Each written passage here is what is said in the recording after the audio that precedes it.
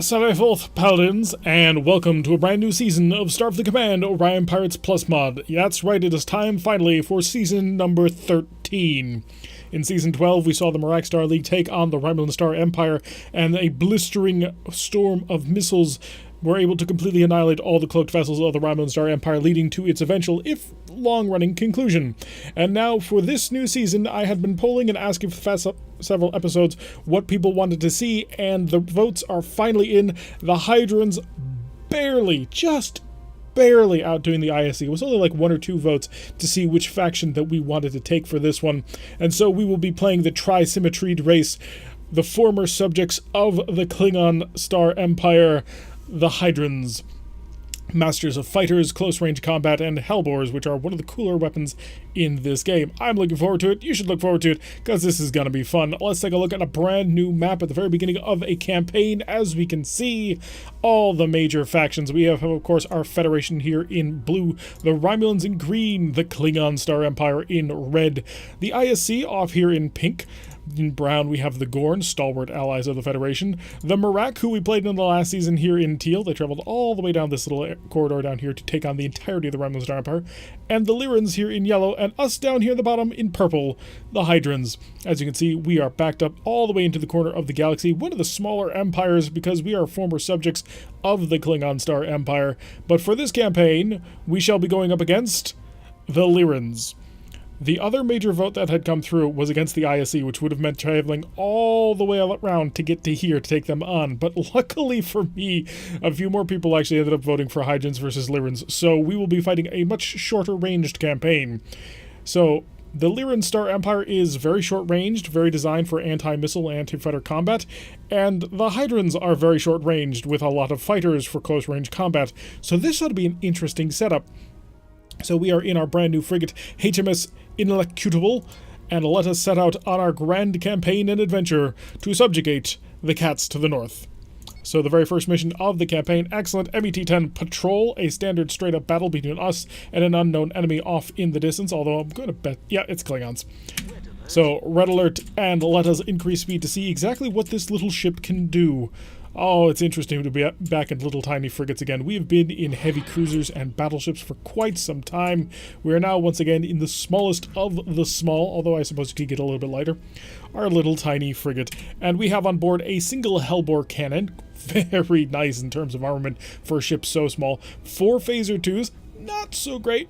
And then a single phaser G, which is equivalent to 4 phaser 3s, which is a fantastic point defense weapon.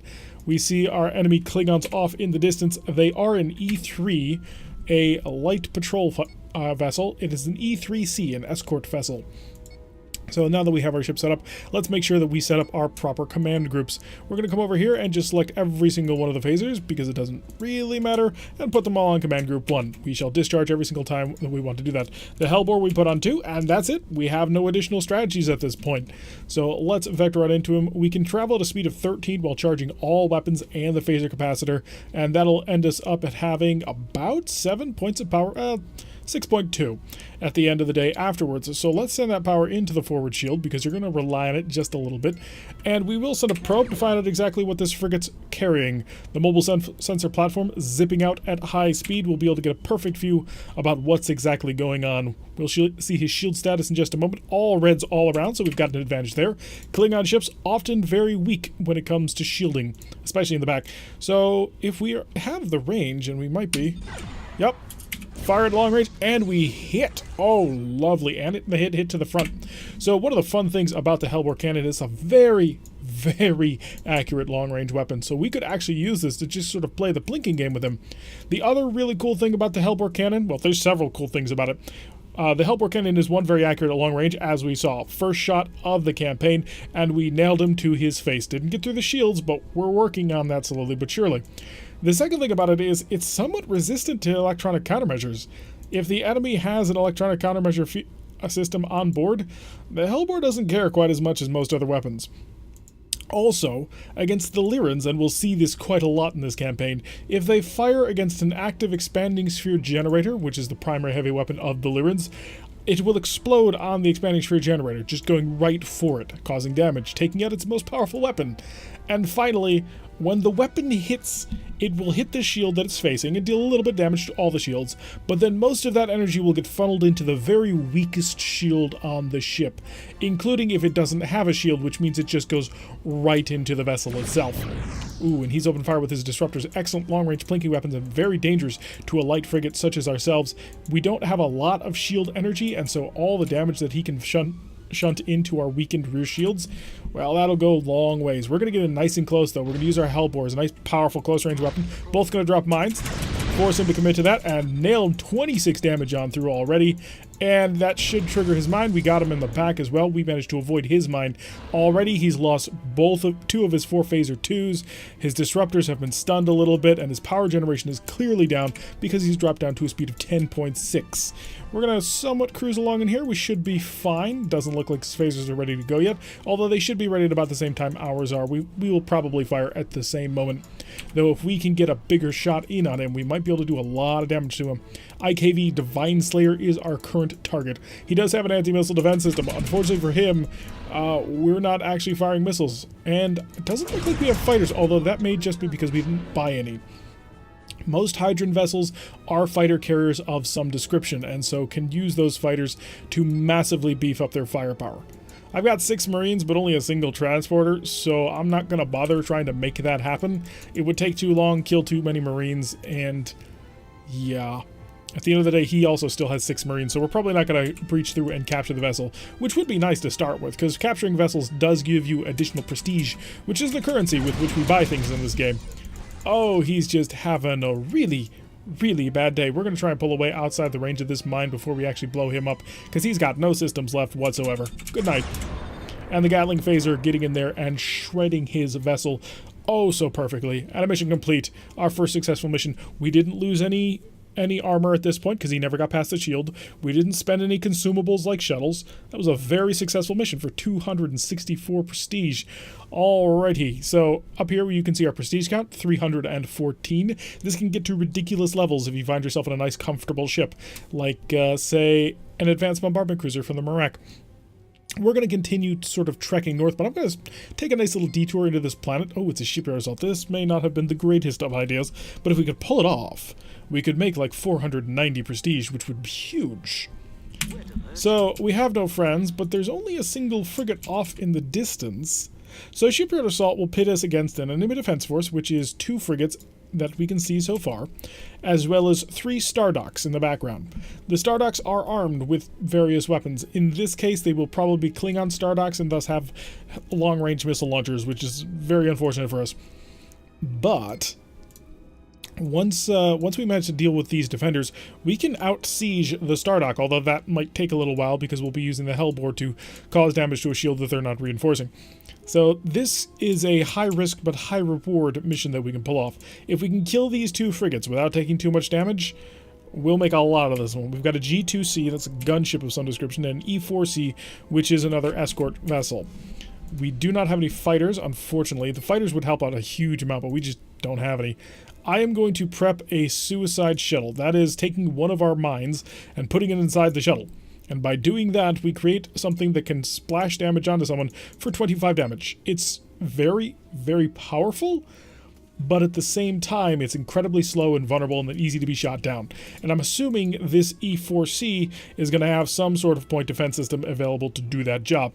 So we're currently stacking up a pretty decent amount of energy in the forward shields, 7.1 points of power. He's got 2 missile racks. That is unfortunate. These missile rack A's, they're short magazines. He'll only have a couple of missiles because missiles, unlike most weapons in this game, do run out. But it's still an unfortunate amount of damage that he can deal to us, and I'm going to have to wait until he fires them. Or I'm going to get run on top of him. And we did wait until he fired. That way we could have made sure that we could shoot them down with our defenses. He unfortunately is going to knock out our rear shield, which is extra unfortunate because we have another Klingon vessel right behind us with disruptors. If he doesn't take that shot, he's a bit of a fool. Well, apparently he's a bit of a fool. I would have taken that shot. An open shield on an enemy, you use your disruptors at long range exactly for that role. Instead, he's plinking away off of our shields. I'm actually going to come over here. I'm going to give us a point of electronic countermeasures, which will hopefully make him a little less accurate, giving us a little bit more free reign to deal damage to our enemies. As long as we can hold them at bay, well, then we're fine. Now these missiles travel quite slowly. They're only a speed of 16, so as long as we don't get too close to him, we shouldn't have too much trouble.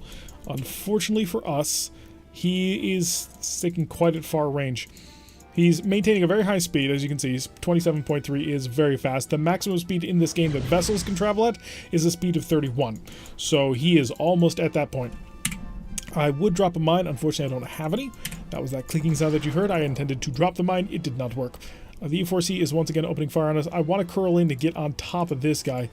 Hopefully I can make this maneuver happen before we get too close. And he is high energy turning, giving us a shot right down his throat. And our rear shield is back. Unfortunately, it looks like we took a little bit of self-damage on that, or maybe he fired at us. We have 4 repair parts. We're going to start fixing one of our phasers. Phasers are quite important systems to have intact. We are currently sitting at a defense shift of 1. Defense shift indicates that it's harder for them to hit us, which means that we're nimble, they're not going to be able to target us easily with their heavy weapon systems, which will very much work in our favor. The more damage we keep plinking on through his downed forward shield, well, eventually we'll just whittle him into pieces and he'll die, which is rather obvious, but if he keeps providing us that shot, then we probably will have him done sooner rather than later. Unfortunately, his buddy is doing exactly the same thing to us, and we've already taken a couple of nasty hits, especially on the Gatling phaser. That Gatling phaser is critical to our success. Also, we've lost an entire point of power. Oh, there goes our Hellbore too. Well, discretion is most certainly the better part of valor on this one, and while it would be fantastic to try and knock an enemy out, unless I can get a suicide shuttle drop on him, which I am going to attempt because he no longer has a point defense system, this guy unfortunately can cover him, so we need to make sure that the distances work out.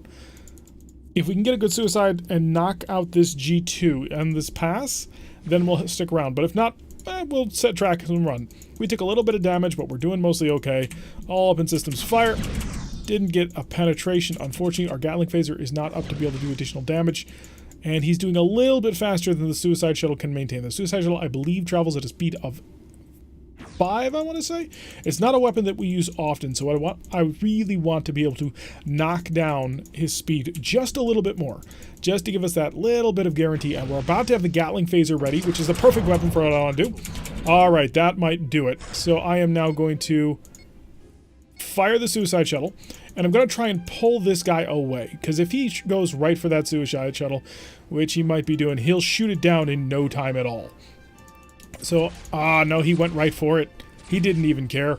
That's very unfortunate, because he'll shoot down the suicide shuttle without too much problems, shooting it down with his phasers at that point, and now we've lost it. But he's down to a speed of 1.5. He ain't going nowhere, it seems. I'm just going to lay into him just a little bit more with my phasers. Gatling phaser about to come back online, and we got him down. All right, so this battle has changed. Before, I was very concerned. We had lost 2 shields, we were 2-on-1, and we had lost our Hellbore, but our Hellbore's back up. We have no armor, so that is very unfortunate at this time. So we're very much relying on our electronic countermeasure, which he's currently matching. He's probably using his electronic countermeasure, or no, I'm just not powering it enough. So actually what I'm going to do is I'm going to tell the computer that the most important thing right now is to make sure that you maintain that electronic countermeasure. That will put us up to a defense shift of 1. That defense shift is critical. It'll make it more difficult to hit, and as long as we can keep that going, he won't be able to touch us with those heavy weapons like those disruptors. He does have fairly decent shielding. On that forward shield, he's got a better shield than we have even at full health. So we are going to have to play this one just a little bit cagey. Although his phasers, he's got a decent number of them. I was about to say his phasers aren't all that amazing, but then I saw this twin rack over here. So he does have 4 phasers, which is a bit unfortunate. And we're starting to take extra long-range fire from those star docks. And, ooh, they've got a penetrating hit. They've stunned our systems. We've only got 1 repair part left. So we really got to come in here at a good angle, and that's going to be a little bit difficult to catch. Because, well, unfortunately, Klingon vessels are incredibly maneuverable. They are commonly referred to in the Starfleet Battles universe, which is what Starfleet Command is based on, as the sharks of space, and, well, they deserve that reputation. They can easily maneuver around you, get on your 6 where you're vulnerable and weak, and lay into you with those light plinking disruptors. So, unfortunately, we are very vulnerable to this at this point. We are a frigate. Frigates are vulnerable to damage. They don't have a lot of armor. So whenever they get shots on through, we're in trouble. And it's very difficult for us to exploit this because we have so few weapons, and well, hopefully I'll be able to get a nice good pass in here. Point blank range, all the phasers getting 12 damage in there. And we don't want to pass him too much. We want to keep him on our front, if at all possible. That's not going to be an easy thing to do. Klingon vessels, again, extraordinarily maneuverable. If he wants to, he could probably pull away. I'm actually very surprised that he's allowing us to hang right here, because this pits our strength against his weakness at this point, because we're now facing his stern shield. As long as we can get our phasers recharged. We've lost our forward shield, though, okay? So that's actually pretty rough, okay? Lost our forward port shield at this point. Phasers mostly intact. There we go. A nice, good hit on there. So his speed dropping a little bit more, getting another couple of good hits on in. The Hellbore not quite ready, but the Gatling about to get in there again, and he's holding on to me, which I would not consider to be an amazingly good strategy at this point. He does still have missiles. That may be what he's doing. So we're going to set up a counter beam. We're going to try and repel this. So he's trying to hold on to me to mitigate my defense shift. So while holding on to me, he can kind of bully me because he can basically ignore... Oh, we got him to let go. All right, shut off the repel beam. Any AF weapons that can fire, shoot now. Oh, Gatling Phaser will get just a good shot in 12 damage, reducing his power even more, damaging his systems even further. We are up to 16 power. We have lost a single phaser, and we can't repair any systems left. We're completely out of spare parts, so there's no replacements. So we're going to have to maneuver and get back into a good position once again. We have a 91% chance of making a high energy turn. Actually, no, I can cancel that because I think I can get my bow on. And, oh, pull away, pull away, pull away. Defensive tractor is active, and that will allow me to hold it, and then I can dump it, and then I can, well, I don't have a mind to dump on top of him, but he's doing a speed of 8. He's lost most of his phasers. He still has 1, so that's still dangerous. I'd like to get on back facing him with my Hellbore cannon, because that will circle around and hit the weakest shield, which he has downed shields. So since he's got a couple of open shields, the Hellbore's just going to go right for that. So I'm going to chance a 92% here to get the bow back on. Because, yep, and it worked. Opening fire with the heavy weapons and managed to do a pretty decent amount of damage. Our shields are all back, which is very nice. We're going to slow down a bit, see if I can't stay within range just long enough for the Gatling Phaser to fire. It's got to be close. And Gatling Phaser... Gatling Phaser was slightly out of range. Actually, what is the arc on that? So that Gatling Phaser, it's the green... not the green, but the purple phaser that fires... fires very rapidly. That can fire at any direction, and it can fire 4 times for every pip that's on here. That's 1 Gatling Phaser per hardpoint, and every one can fire 4 times, which is incredibly powerful. It's incredibly energy efficient, it's very strong, and we've basically taken on both of these frigates, and then we'll be able to move on to the shipyard itself. And once that shipyard's destroyed...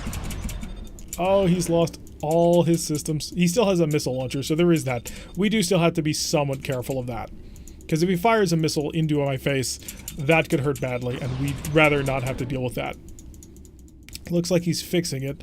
We are now probably too close for him to fire that, the missile launcher, and it's completely dead. Let's go quickly here. Hi.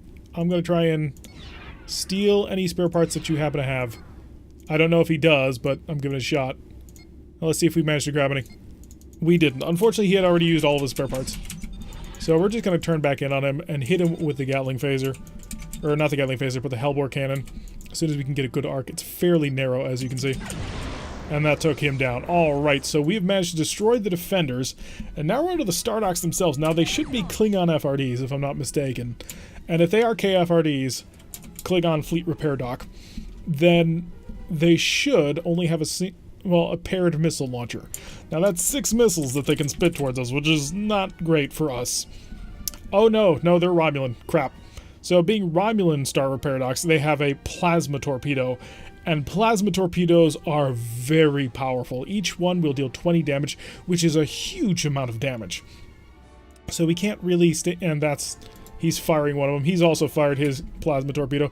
They do run out once they travel towards you, and so you can outrun them, outrange them, and that'll work out very nicely for you if you can make it work. Unfortunately for us, we don't really have a whole ton of power, so this ought to be somewhat interesting. Forward shield is being reinforced. Unfortunately, they are nullifying our defense shift because they are putting out enough power, so I'm actually going to shut this off. There's no point to try and maintain it. So he's going to fire his plasma torpedo that's well beyond effective range. Won't be able to do anything. So what we have to do is we've got to stay way out here and just continue to plink away with our Hellbore cannon. Now, he will be reinforcing his shields to face us. Unfortunately for him, he will only reinforce the shield that is facing towards us, and the Hellbore ignores that. It will go always to the weakest shield. So he can't actually defend himself all that efficiently by doing that. And there he goes, firing his plasma torpedo. We'll just run it dry. And now we'll come in here because we have a very brief opportunity to try and shoot him. And unfortunately we missed with a lot of our important weaponry. Oh, this may be something a little bit too much. It's very, very tough to crack one of these if you're in such a small ship. And so that may just not be something we can do. We really just do not have the firepower to cut through. So we'll wait for him to fire his plasma torpedo once again. We'll run it dry. And unfortunately, they've taken out our Hellbore. Alright, so I'm going to try one last pass in here, and if that doesn't work, we're just going to bail. Which is very unfortunate, because we did manage to do a pretty decent job. Knocking out 2 frigates, and then coming in here, we did quite well. So I'm actually quite pleased with the performance of this vessel so far. It's got a single Hellbore, which is a very nice weapon system to have, especially on a starting frigate. It's very powerful against other frigates because its ability to constantly hit the weakest shield, and because frigates don't have a lot of armor, we'll be able to take a lot of advantage on that. We are going to have to stop by a fleet repair dock of our own. That way we can hopefully fix up the ship a little bit, and hopefully they'll stop dealing too much damage to us. And maybe we'll have access to fighters, but I kind of doubt it. When you put a Hellbore on a ship this size, there's not a whole heck of a lot of room for anything else. Hellbore is one of the better weapons in the arsenal. Now, the other options we could have gotten were fusion cannons. And fusion cannons are super point-blank range weapons, which are somewhat suicidal. But, yeah. Alright, so we'll stop back here, back home for a little bit. And we could take on a mission, but we're about to wrap up the episode. We'll repair the 60 damage that we took.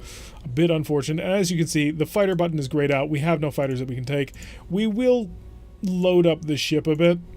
And I'll get myself 6 Marines. We want all 4 mines. Mines are incredibly useful. And we're going to go up to, say, 10 spare parts.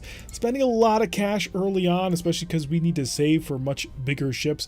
What we're probably going to want to save for, and this is just a quick check, is I'm seeing a Lord Bishop cruiser already. Yep, HLB right here. Lord Bishop Command cruiser. It is equipped with 2 fusion cannons, which are super short range, and when we finally get a fusion cannon ship, we'll talk more about them. 4 Hellbore cannons. So our frigate's Hellbore cannon, except 4 of them. 2 Gatling phasers and 4 phaser 1s. It's a pretty significant step up in firepower. While not a huge step up when it comes to phasers, although phaser 1s are much more efficient than phaser 2s, it's the heavy weapon armament that really kind of sets it apart. So this will be the ship that we'll probably be heading towards, although we could stop in something a little bit smaller. There might be a light carrier somewhere out there that we could grab. Something cheaper in RN would be a Ranger cruiser, carries 8 fighters, so this might be something that we may also want to try and get our hands on. A little bit older of a design, a little bit weaker of a design, much more close range, but again, fighters for the Hydrans are incredibly powerful.